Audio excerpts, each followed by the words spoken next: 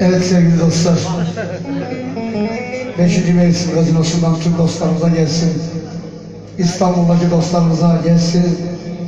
Diğer kardeşimizle beraber size olmaktan kıvanç duyarız.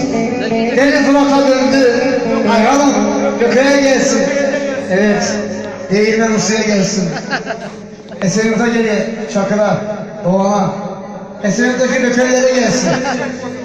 Evet. Abi çekmeyi gibi. Lan göstermiyor ki.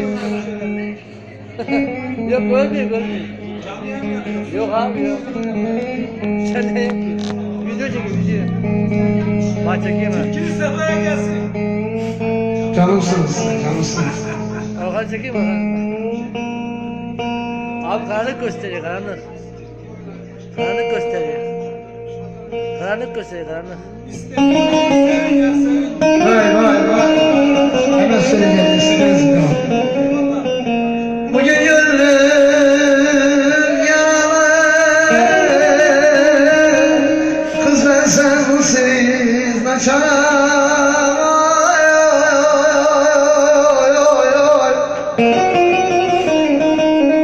Bugün gönlüm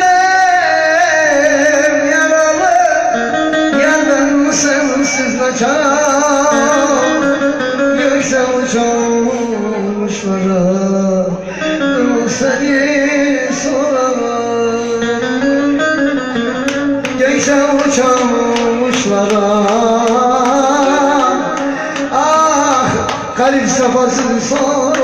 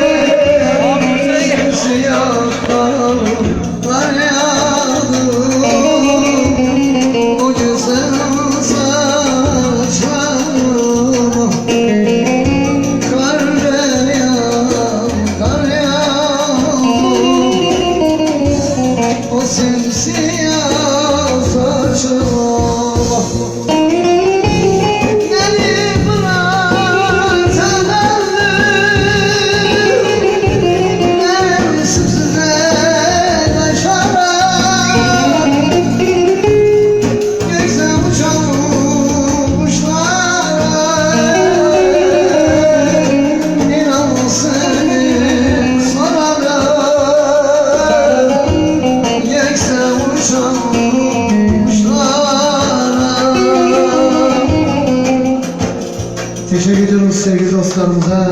Ve Tokat'ın Turhanlı hemşehrilerimize, tüm dostlarımıza gelsin. Saygılar.